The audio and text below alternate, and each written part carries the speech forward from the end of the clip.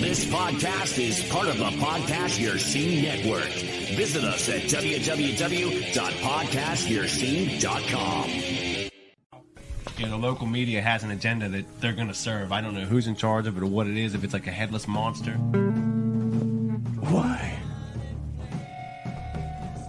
Is a question. Walking backwards. Something sacred. I don't know the names of the crew songs. Those Running in CDs you circles. Just pop in and let play. Sea of Glass. The flight and the fall. I love Ozzy. I think he's the true definition of a rock star. So keep off on your speakers. Anybody else have any interesting stories they don't want on the show? God, come after the fall. Hey, this is John Lane from the thriving metropolis of Leechburg, Pennsylvania. The Pennsylvania Rock Show, featuring the best unsigned rock that Pennsylvania has to offer.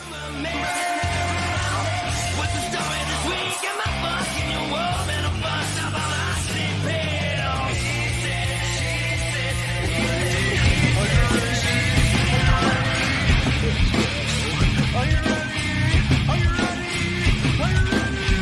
Let's go. What's up, everyone? This is Bill, and you're tuned in to the Pennsylvania Rock Show, featuring the best unsigned rock and metal that Pennsylvania has to offer, right here on PARockShow.com, xrpradio.co.uk in the Highlands of Scotland, oldiesxl.com in Philadelphia, Pennsylvania, roodaroo.radio.com in the beaches of San Diego, California, music from 412.com, both radio and video in Pittsburgh, Pennsylvania.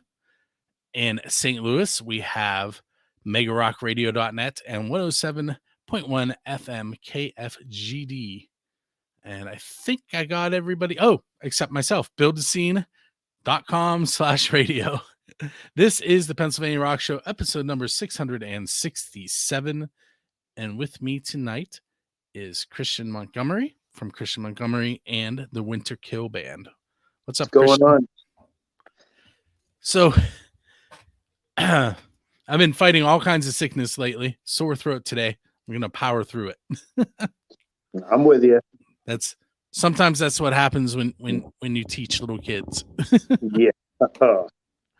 I can imagine. So you're here tonight to talk about I'm going to say recent, but probably about 2 months ago, you released your album. Is it February? Yep. And is it Gypsy Girl? Did I get that right? No, the name of the first single was Gypsy Girl. Okay. But the name of the album is Lower County Outlaw. I recorded it at the studio at Strawberry Fields in Manchester, Vermont, with this guy Andrew Koss. He was Alicia Keys and John Legend's producer prior to working with me. So it was an interesting experience. I got to play with toys that I usually didn't have accessible to me.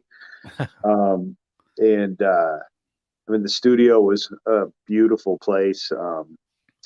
There's an actual artist residence right next to the studio where you can live and work. So it's a very cool place. So tell me a little bit about the recording process, since you were talking about the studio. Like, did you go in with the songs ready? Did anything change while you were there? Like, how did it go? Yeah, it's pretty cool. So I went in with 6 songs, and not really knowing Andrew very well. I was introduced to him through a friend, and he's told Andrew that he thought that I would be a good project for him. And we blew through 6 songs, and usually it's the kind of the same process where I go in with an acoustic guitar and I give them the beats per minute of how long the song, how fast the song's going to be or whatnot. And then From there, what usually happens is people start screaming out, "Oh, I hear this. Oh, wait." And so Andrew kind of just jumped right in, and we started acting like little kids. And we got the 6 songs done, and I told him that was all I could afford. And he said, "Well, if it's not a full length album, it's not eligible for a Grammy nomination." And I looked at him cross-eyed and said, "If you haven't read about me, I've never caught a break in my entire life, and people who are born into my class don't get nominated for Grammys." And but so he convinced me to do another 6 songs. We still haven't really worked out the payment yet, but so now we have a 12-song record. And so far, we released Gypsy Girl, and that kind of took off. And then we kind of followed that up with Lost in Memphis, about a song I wrote about meeting Johnny Cash in an airport. And don't get into too much detail on that one, because I'm going to ask you about that later. Yeah. So, and both of those songs have, the radio seems to have picked it up, and we're I suppose, being on my 4th album now, I would expect that the downward spiral would have begun by now, and I would be dying in a gutter somewhere. But the music's been really well received. I'm starting to get reviews with people saying we don't know who they sound like. Maybe they sound, like something different. And so it's been cool. And we've just been running with it. We played for a pretty packed house last night in Rutland, Vermont.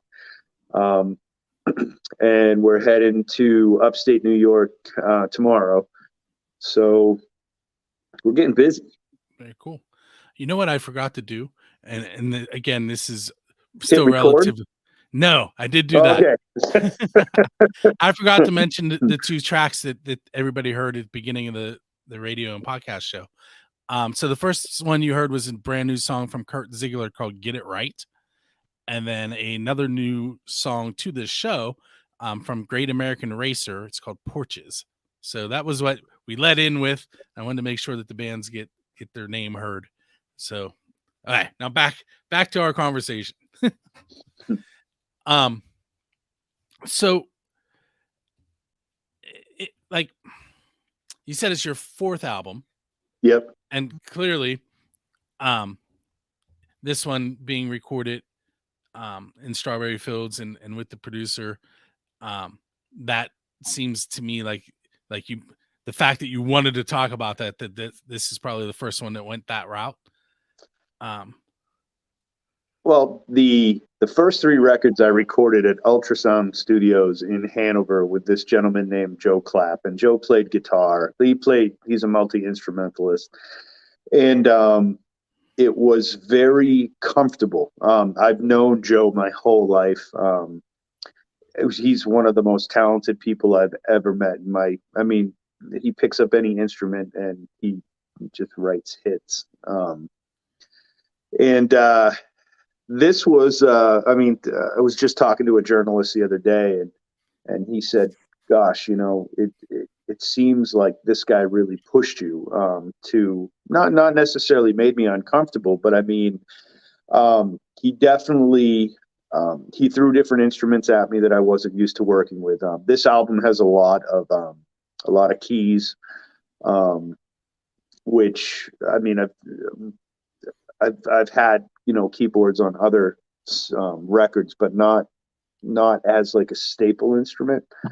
I've always been a more guitars guy, and a lot of layered vocals, and this was very performance oriented. I can't tell you how many times Andrew said, "Can you give me one more of those? Can you give me one more of those? Can you give me one more of those?" So it was definitely, the equipment that we got to use, so it was all state of the art stuff, and He has a very nice studio. It really is. I mean, when they say state of the art, it's a state of the art studio, from the architecture of the building to the equipment. So, and the studio musicians were all people that he had gone to Berkeley with, and so he kind of spared no expense, and you'll hear it in the quality of the songs. It's just I still listen to them. It's only been a couple of weeks old, really, and I still hear something different every time I listen to it. And I think that was kind of Andrew's plan, was to snuck all this stuff in there, So, I tell you what, Christian, what we're going to do is we're going to take a quick break. I'm going to play the song, and we'll talk about it when we come back from the break. I'm going to play two tracks. We're going to play the Jeremy Edge Project Sunrise, and we're going to follow that with Christian Montgomery and the Winter Kill Band, Lost in Memphis, and we'll come back and talk about it. Those of you on the video side, you're going to see something a little different than that, but we'll be right back. The Pennsylvania Rock Show live Mondays on Music from the 412. Join host or not. Let me try that again.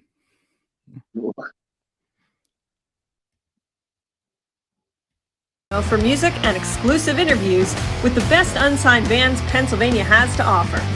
Featuring the best variety of rock and metal with new shows every week. Plus, you can catch replays every Saturday morning and stream us on the radio. Want to get your band featured in an upcoming episode? Visit Build the Scene online for submissions and additional information.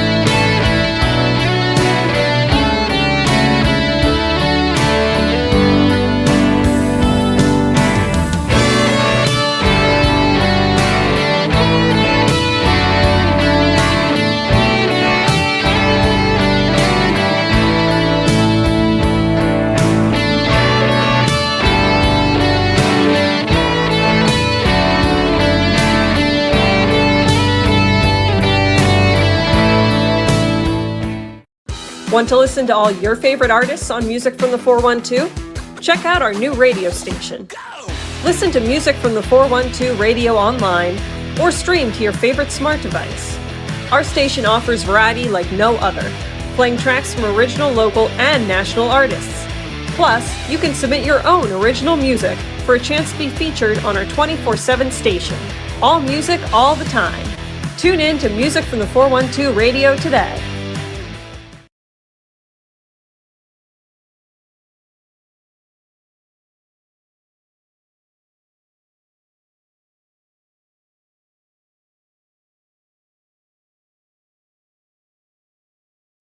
This live thing is killing me, Christian.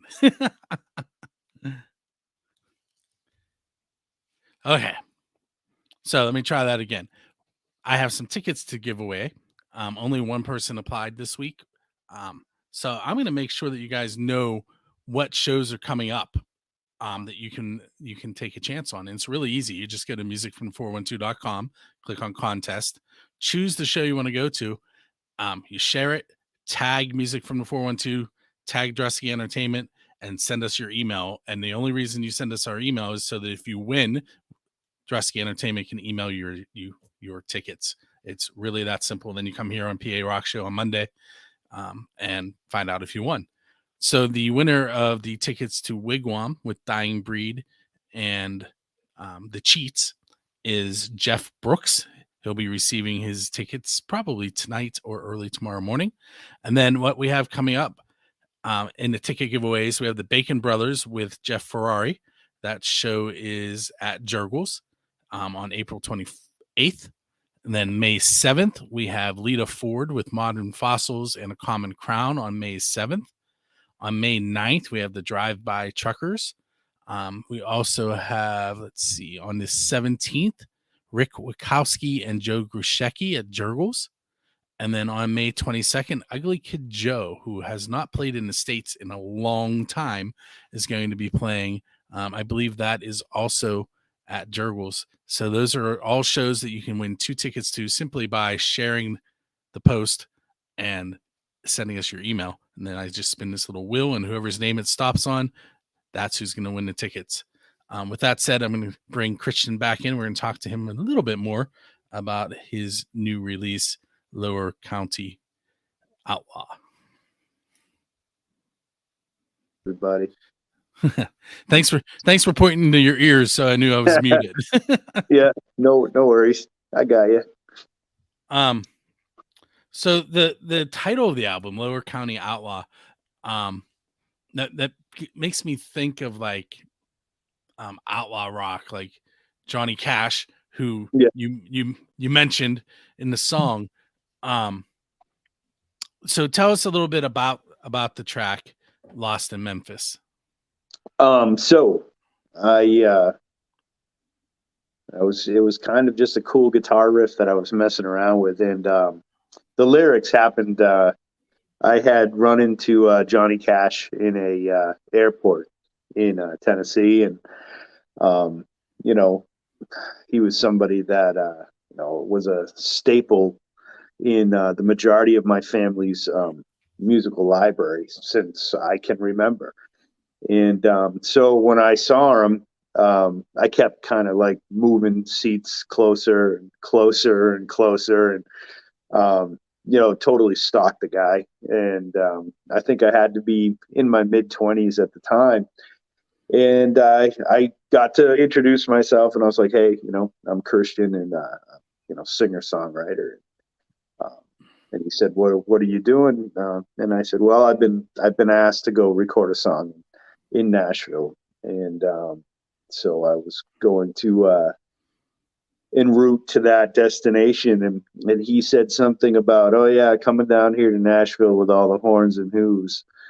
And I kind of thought about it, like, for whatever reason back then, I was thinking, steer and cattle and horses. And I think, looking back at it, he wasn't that, he was making a biblical reference of listen, kid, whatever you do, don't sell your soul. Oh, that's perfect. You just led me into one of my questions. Yeah. It was a very overwhelming experience, and it was something that I don't know, I'll always remember, because growing up poor, I've always told people, the best bit of advice I could ever give any artist is don't take your talent for granted, because there is somebody with half of your ability out there, but with 10 times more resources, who's going to take your spot in line, because that's how the world works. You're going to get stepped over and stepped on by, the aristocracy of the world.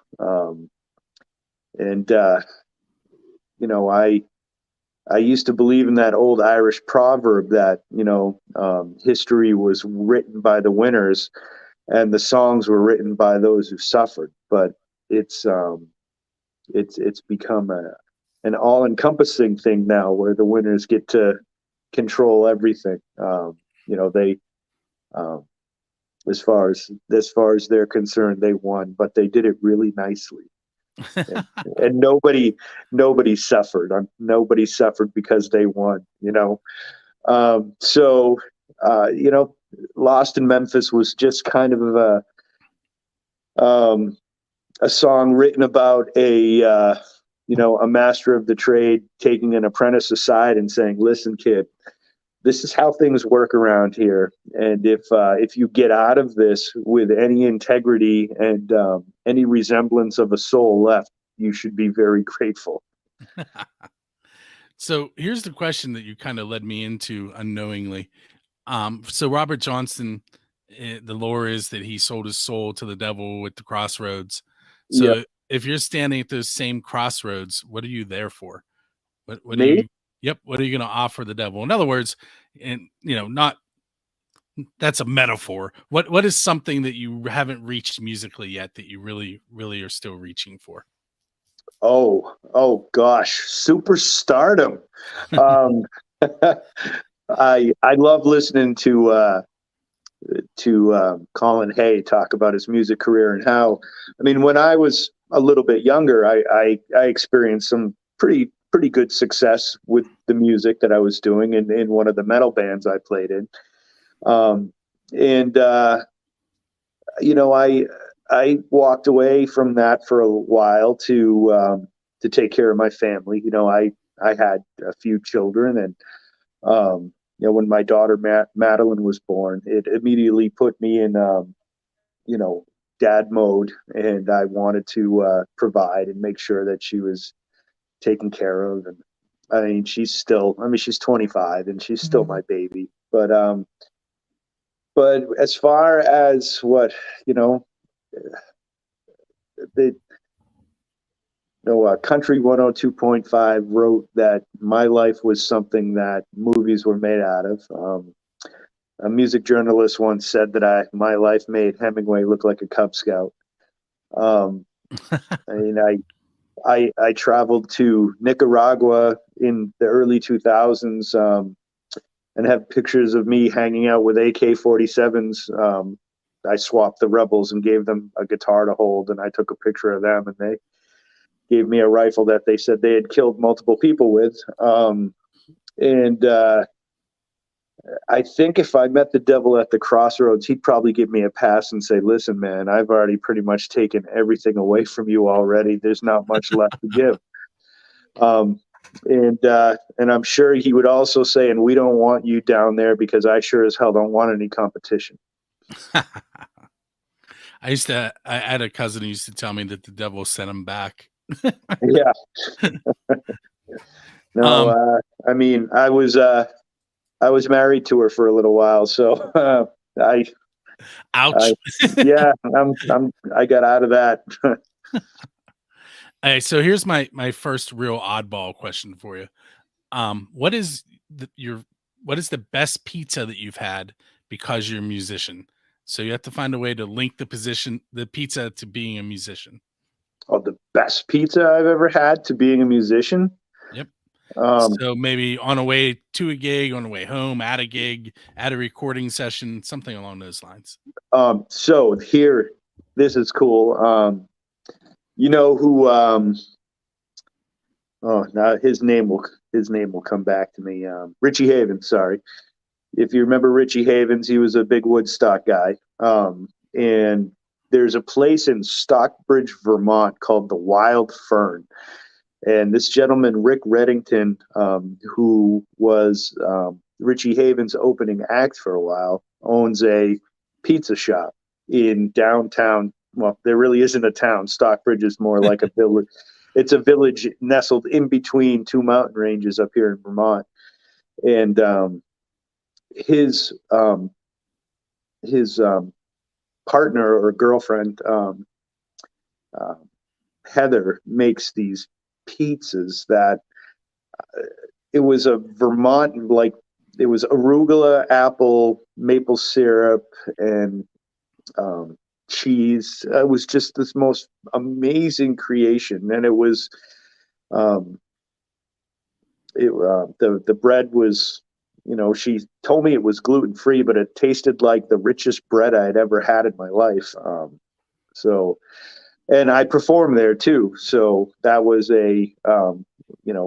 Rick comes out and he's wearing his apron, and he's, passing out pizzas to the band and paying us for our evening. And I was just absolutely thrown back by how good this pizza was. So if you ever get a chance to go to the Wild Fern in Stockbridge, Vermont, I would suggest getting the Vermont pizza. Very cool. All right, so we're going to take another break. We're going to hear from 7 Mile Run, their song Night to Remember. On the video side, you're going to hear the concert calendar, and we'll be right back.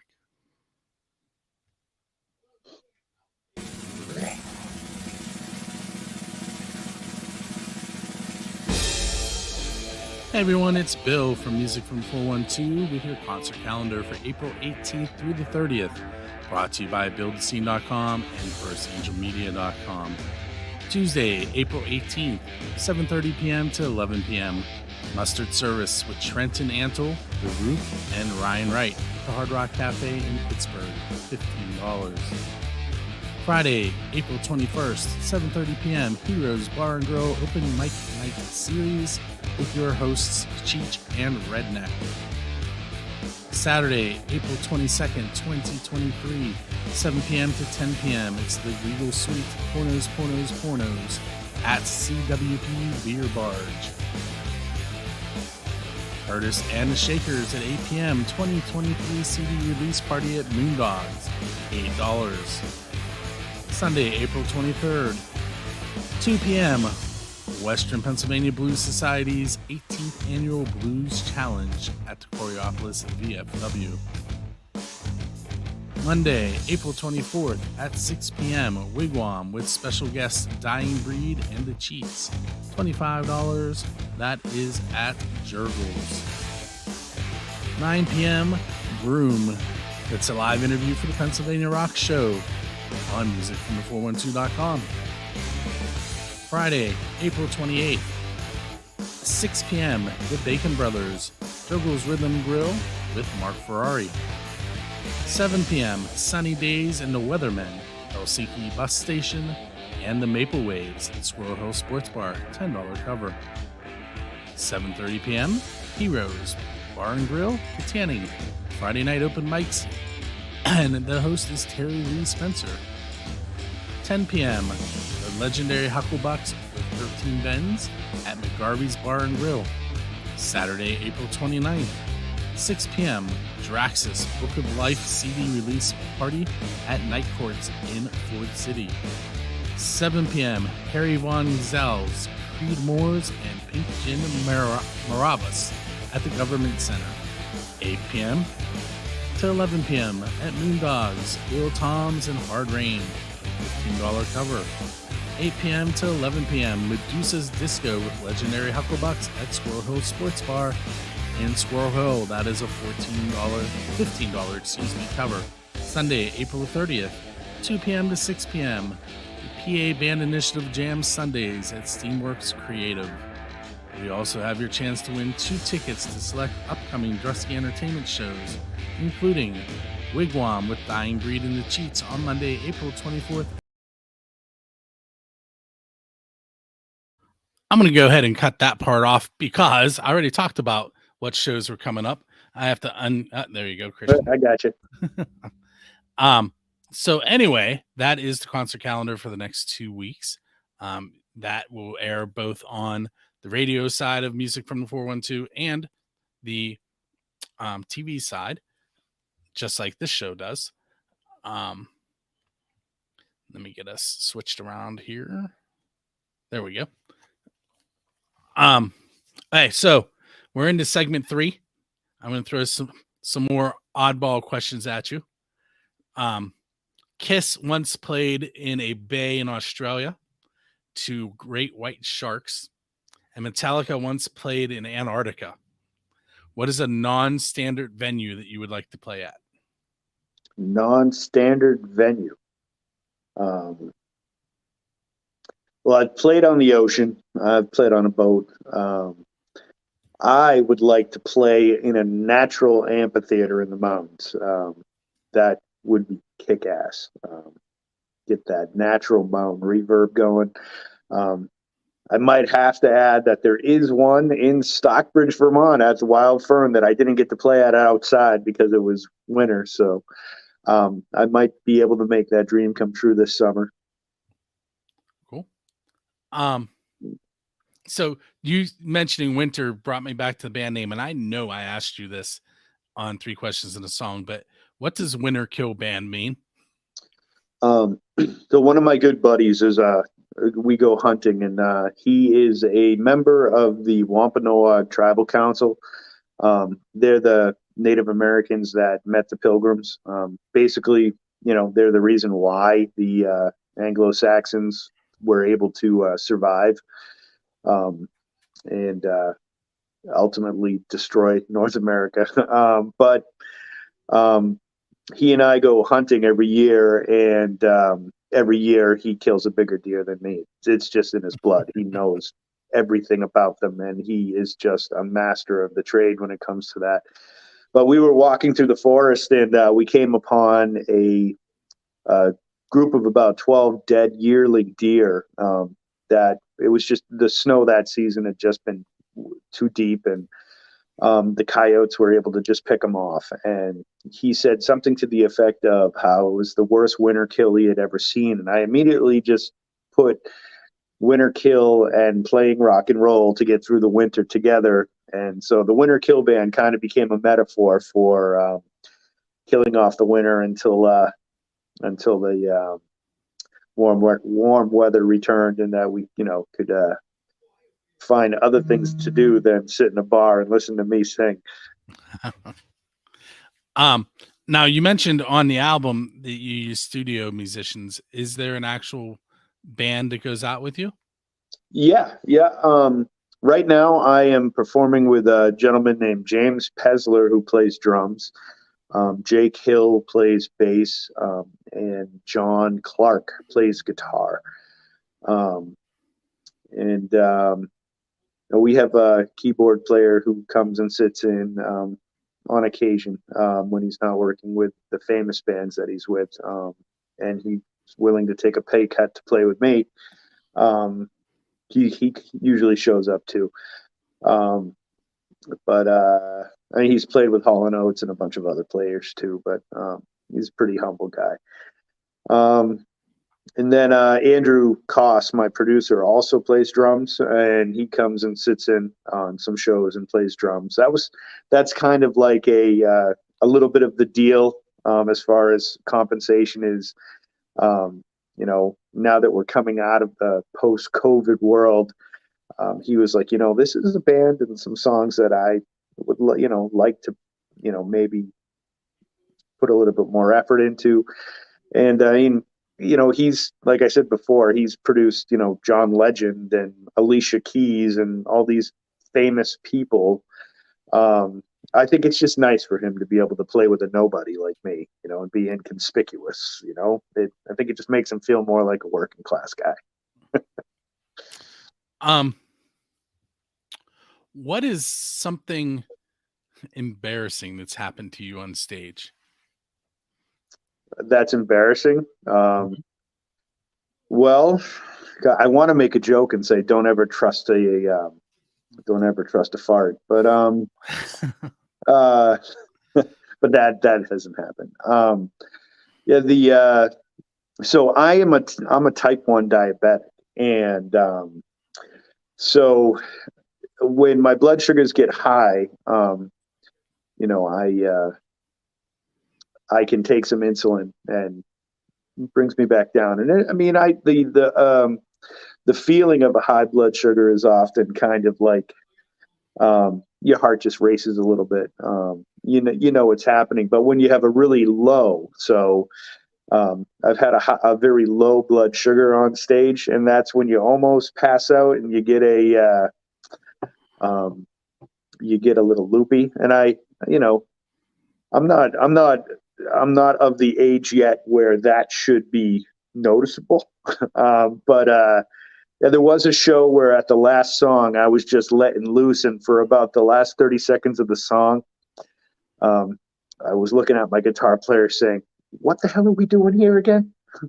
and he was like, "You need to drink a Pepsi."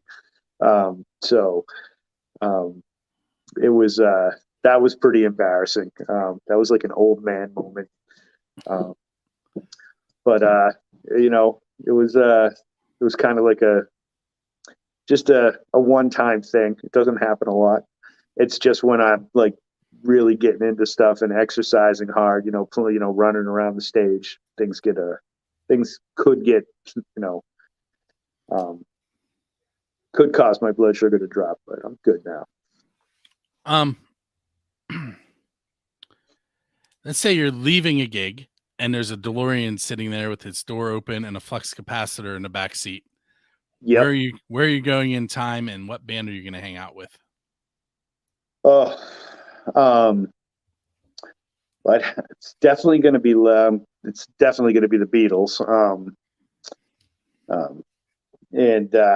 It would have to probably be like right around their last record, so I could kind of watch the process of them falling apart and trying to kill each other. I would love to have been there for some of their more dysfunctional moments, because I'm sure that they had a lot of them, but I don't think we get to hear about them. But that I would have loved to have been a fly on the wall. Cool. So this next question, I call it the official build the scene question, because there's a whole storyline that goes with it, how it came about. But who is your Dave Grohl? And by that, I mean, who do you want to go up on stage with and perform one of their originals? Peter Gabriel.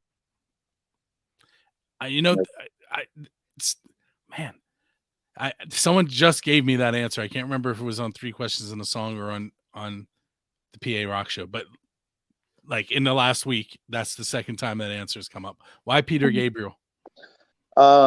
So, I mean, it's a huge toss up between Peter Gabriel and Tom Petty, but,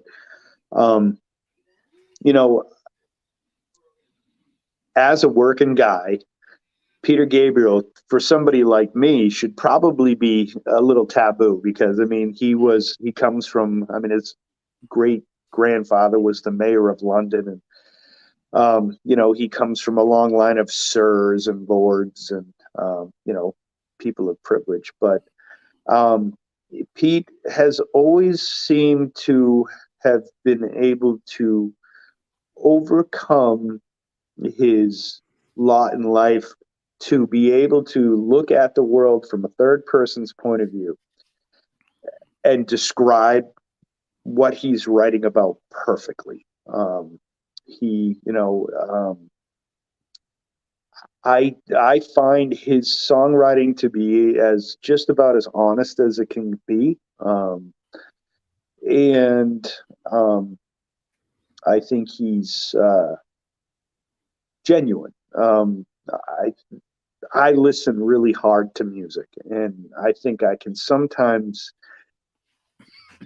tell you right off the bat, this guy's full of shit, or this or this guy is, he's writing someone else's story. But I think Peter's written his own. I think he's done a very good job documenting his life. I got to see him play with Sting during the Rock, Paper, Scissors tour right before COVID. And I just find him to be genuine. And I find his bandmates, like Tony Levin is one of my all-time favorite bass players. They're just these people who have completely immersed themselves in their trade, in music. And that's something I've tried to emulate to a certain degree of, is writing honest songs about things that have actually happened to me. And completely immersing myself in it and making sure that I have lived every single one of my songs. So yeah, Pete's definitely up there. I mean, there's not very many artists that can bring me to tears, and he's done it on several occasions. So I have just one more question for you. Where can the listeners and viewers find your music online? We are everywhere. My name's spelled with a K. It's a Danish spelling. My father is from Copenhagen. So it's Christian Montgomery and the Winterkill Band. And, we're on Facebook. We're on Instagram, Twitter. You can find us at www.kmwkb.com. Usually the best way to get in touch with us is management at kmwkb.com. But we're on Spotify, YouTube. We're on Apple, Amazon, all of the streaming platforms. All the usual suspects. Yeah, all those places. Yeah. But, hey, Christian, I want to thank you for hanging out with me on episode 667. Anytime. And what we're going to do now is on the radio side, we're going to hear from Guy Snowden and the Citizens with their song You're Gone. And we're also going to hear from A.E. Honeck, One for the Road. And then on the video side, we're going to hear Kurt Ziegler, Get It Right, Aristotle Jones, Bad Behavior, Dinner Bell Road, Walk That Line, Brian K. Schaefer, Supposed to Be Family, Craig Veltri, Making Noise on Music Road. And if there's time, we're going to fit in Mark Anthony, Your Scars Are Beautiful. This has been the Pennsylvania Rock Show, episode number 667. Hang out with me to watch some more videos here on Music from the 412, or to hear some more of the best unsigned rock and metal that Pennsylvania has to offer on the radio side. And as soon as I find my outro video, I'm going to play it. There it is.